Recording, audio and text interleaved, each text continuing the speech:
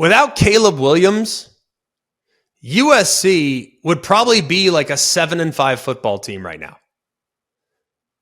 It's kind of wild to just look, and granted, it's easy to say, well, if you take Tom Brady off the Patriots, what are they?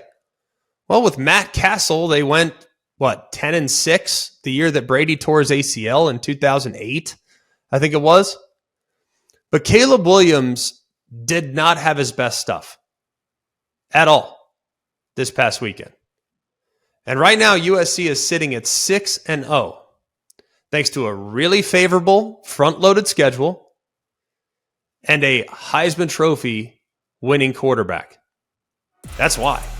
Because if you look at the game against Arizona, they were out-executed, they were out-prepared, they were out-schemed, they were out-rushed, they were out-hit,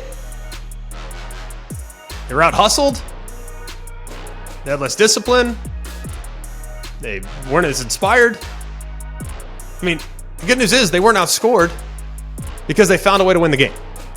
Other than that, it was all Arizona in this game with a backup quarterback going into the Coliseum and making life really, really difficult. All that matters is you win the game, right? Survive in advance. I get it. But my goodness, man, there's just something missing here.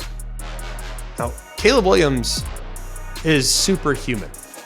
Absolutely incredible football player. And he did not play well early in the game. They found themselves in a huge hole as a result, and he finished really strong. And the 2-point play in the third overtime, I mean, I refuse to acknowledge that as a Heisman moment, by the way. I know a lot of people might think I love Caleb Williams. I've seen about 100 plays that he does just like that. I refuse to acknowledge that play as a Heisman moment. I just won't do it.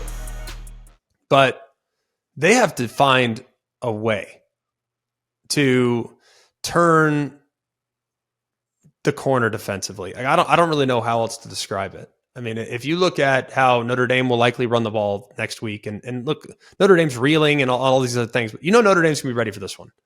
They're going to bounce back, I would imagine, and probably play good football next week. I'd be shocked if they didn't. Now, USC can absolutely go win the game, but they have to be better at all three levels defensively. And they continue to talk about, and granted, I will give them credit. The interception there in the second quarter, that gave them life. That was a terrible throw, by the way. He's on the far hash, throwing it way outside. I mean, that thing could have been picked by, I could have played corner and probably picked that one off. And that is not saying anything at all. I have no quickness and average hands. But that was, a big play. And I'm proud of just how resilient this team was.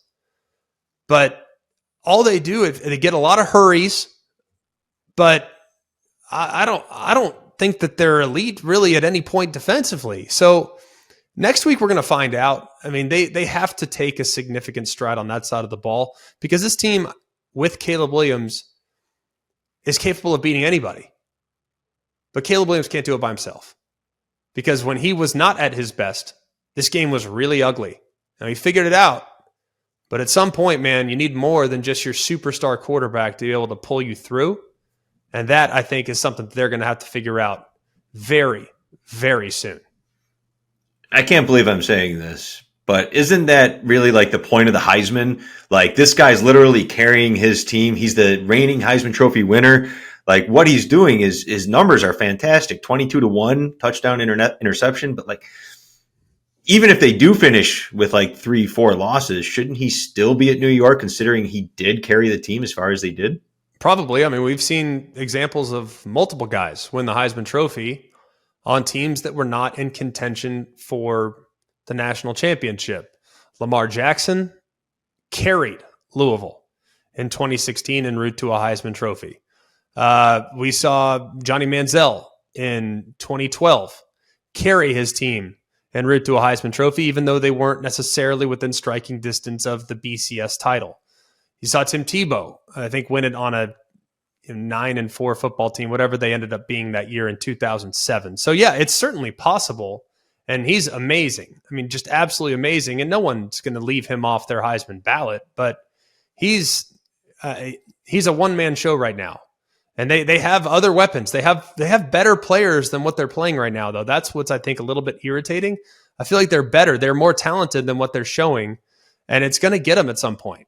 They're probably going to lose to a team they shouldn't lose to and it almost happened this past weekend because of their inconsistencies, specifically on the defensive side of the football.